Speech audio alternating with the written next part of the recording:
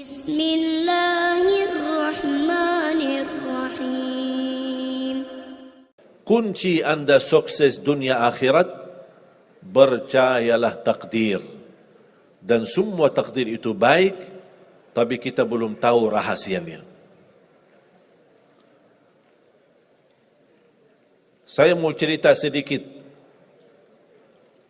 InsyaAllah saya sedang menuliskan buku Hidupku Bersama Takdir. Saya banyak bisa belajar dari perjalanan hidup saya bersama takdir.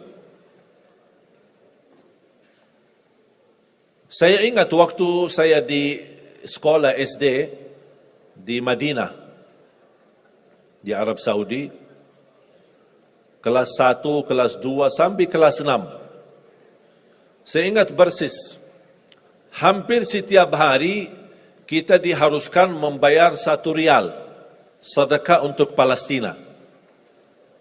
Infak 1 rial untuk Palestina. Itu setiap hari. Jadi saya kalau pergi ke sekolah dapat uang saku dari ayah 3 rial. 1 buat makan, 1 rial buat beli makan, 1 rial buat beli minum, 1 rial buat infak dan sedekah untuk Palestina. Selama 6 tahun kita belajar di SD. Membuat saya di masa itu berkeinginan bisa ke tanah suci Palestina, bisa silaturrahim dan ziarah Masjidul Aqsa. Tapi coba bayangkan, selama sudah berjalan, selama saya di Madinah, belum terkabul cita-cita saya. 2008, saya dapat panggilan menjadi imam tarawih di Masjid Agung Sunda Kelapa di Jakarta. Saya datang, tugas saya jadi imam. Apalagi masyarakat luar biasa antusias ketika kedatangan tamu dari Madinah. Ramai masjidnya. Menjalani tugas selama 1 bulan Ramadan full. Imam tarawih dan imam tahajud. Di saat itu sering bertemu dengan wakil presiden, waktu itu Bapak Yusuf Kalla, dan keluarga besar. Ternyata sebagai orang asing, alhamdulillah dapat kemudahan, dapat fasilitas izin tinggal di Indonesia. Membuat saya kalau mau ke Indonesia tidak perlu visa lagi. Jadi bebas ke Madinah, mudik sebentar, balik lagi ke Indonesia. Lama-kelamaan betah di Indonesia.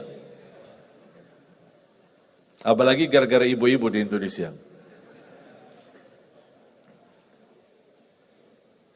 Subhanallah, tidak bisa membayangkan kalau ada orang bertanya sama saya, milih Madinah atau Indonesia, kira-kira saya jawab apa?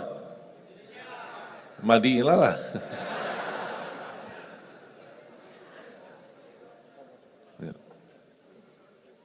Madinah tanah suci.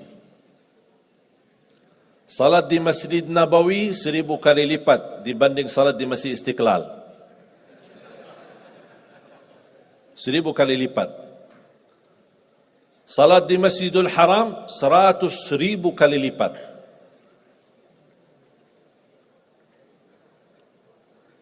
Di Madinah ada makam Nabi Muhammad sallallahu alaihi wasallam.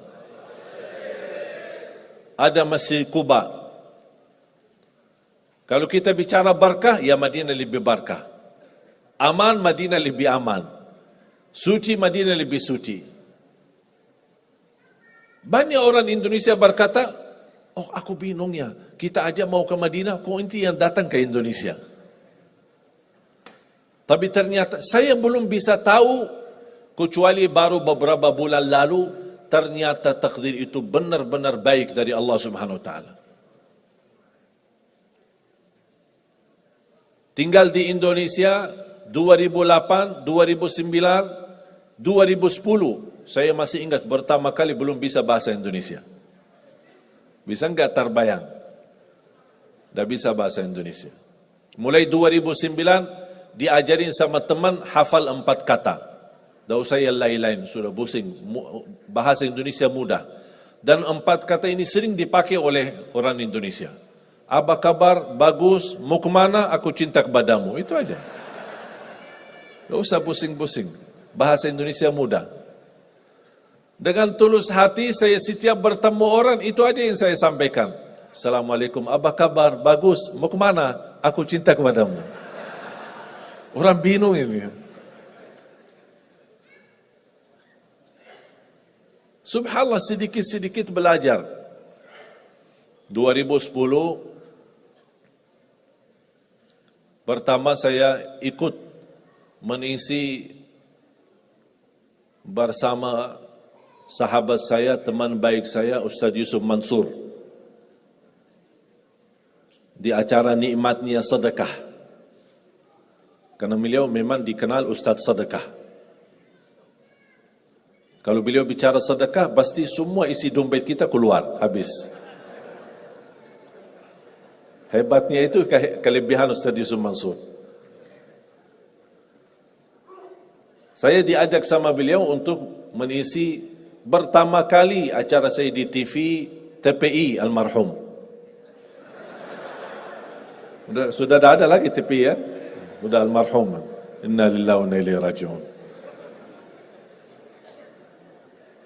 Jadi dari situlah sudah mulai didorong sama Ustaz harus berani bahasa Indonesia. Karena dulu ketika saya pertama dakwah yang bantu translate Ustaz Yusuf sendiri. Tapi beliau yang mendorong saya harus bisa bahasa Indonesia. Nanti insyaAllah anak damping antum. Mendampingi saya sambil sedikit walaupun kata-kata ibu-ibu dulu bahasanya bagus dan lucu. Karena masih banyak yang belum lancar. Sambil gitu sudah mulai sedikit lancar, malah ditinggal sama Ustaz Yusuf Mansur. Tinggal saya isi sendiri. Antum sudah sendiri-sendiri aja. Subhanallah, 2011 saya dapat dipanggil untuk menghadiri acara buka puasa bersama Bapak Presiden. Waktu itu Bapak SBY. Saya diundang untuk menghadiri acara. Saya duduk di satu meja sama dubes Saudi, ada dubes Yaman, ada dubes Palestina, Mesir. Tidak jauh dengan meja Bapak Presiden, Wakil Presiden, Ketua DPR, MPR, semua hadir. Subhanallah, tiba-tiba penceramah yang ditugaskan acara kultum sebelum maghrib. Biasakan di Indonesia ada budaya sebelum buka puasa kan ada kultum lah, dipanggil ustaz atau siapa. Penceramah tidak datang karena macet, maklum Jakarta macet ya. Ternyata Allah punya rencana. Didatangi protokol, Pak maaf penceramah kita tidak datang. Ditunjuk Mbak Syekh yang isi. Saya kaget, apa yang mau saya isi? Depan presiden lagi. Akhirnya saya beranikan diri berbicara. Sedangkan protokol sudah menyampaikan, mohon Pak jangan lama ya, maksimal 10 menit. Ya biasa protokol.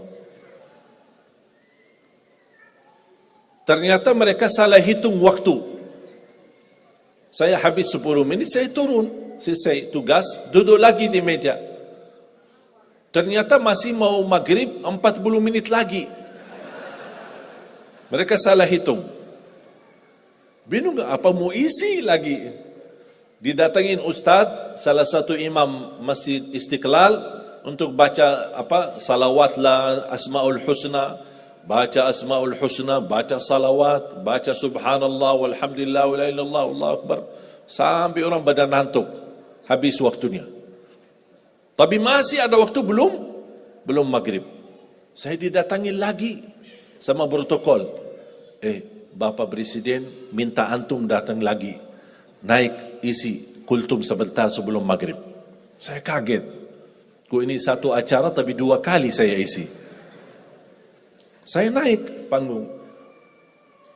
Saya masih ingat pertama ketika saya naik, Karena tamu yang hadir ada kan juga dari negeri sahabat, negara Arab dan negara yang lain.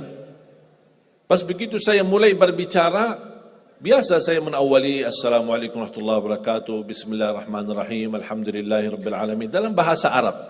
Saya lihat Bapak Presiden kan ada alat terjemah di depan setiap tamu. Bapak Presiden mengambil alatnya. Begitu saya berkata amma ba'du, yang saya muliakan, yang saya cintai, ayah kami Bapak Presiden Republik Indonesia. Beliau kaget, langsung turunin alatnya lagi. Ini dengar langsung bahasa Indonesia. Karena dia melihat nampilan saya bukan orang Indonesia. Begitu alhamdulillah saya isi yang kedua kali, malah beliau panggil. Saya duduk.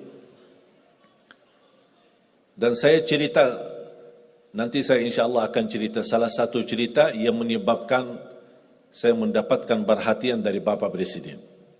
Barangkali antum kalau antum cerita barangkali dapat perhatian. Nanti saya kasih tahu ceritanya. Mau kan ceritanya? Pasti mau. Luar biasa. Kelebihan Indonesia semua serba mau, tidak ada yang tidak mau.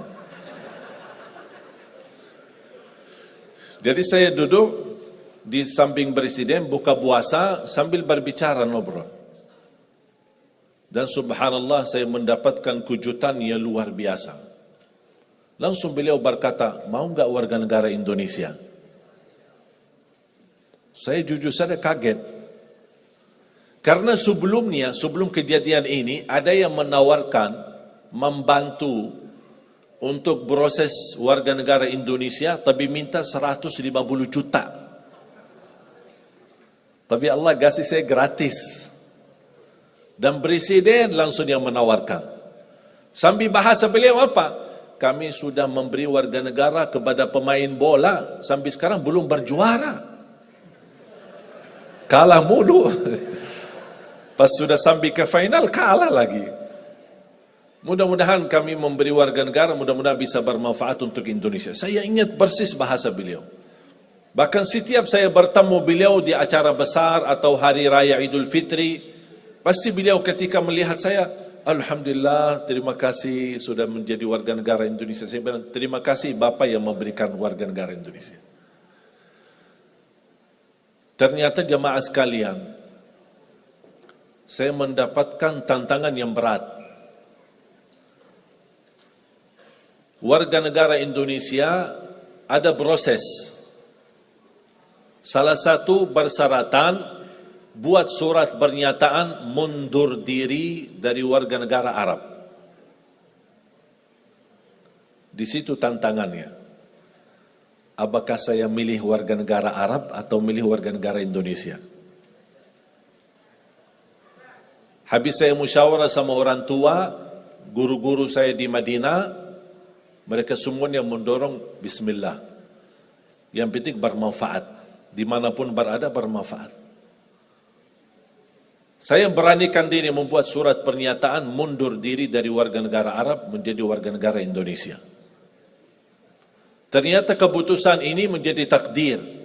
Dan takdir itu baik. Berjalan dalam berdakwah di Indonesia, diberikan kemudahan bahasa. Coba mohon maaf bayangkan, kalau saya masih bahasa Arab, gimana? Minat nggak entah hadir? Malas. Dan ngerti bahasa Arab lagi. Pakai translate lagi, lama lagi. Dan nyambung lagi. Malas deh. Tapi alhamdulillah, karunia dari Allah memberikan kemudahan bisa bahasa Indonesia. Berdakwah langsung dari hati ke hati. Ternyata menjadi warga negara Indonesia menjadi karunia dari Allah Subhanahu wa taala. Kenapa menjadi karunia? Karena 2017 saya mengundang seorang imam besar dari Palestina, Imam Besar Masjidul Aqsa. Kami undang kemari datang ke Indonesia. Isi bersama-sama di Damai Indonesiaku TV One. TV One, Eman, beda. Bersama-sama isi. Beliau begitu bertemu dengan saya, beliau terkejut. Pakaian Arab, wajah Arab, tapi bahasa-bahasanya Indonesia. Lancar lagi bahasa Arab. Beliau mendapatkan perhatian bersama beliau. Di mana beliau pergi, saya mendampingi beliau. Allah buka hatinya, beliau undang saya datang ke Palestina.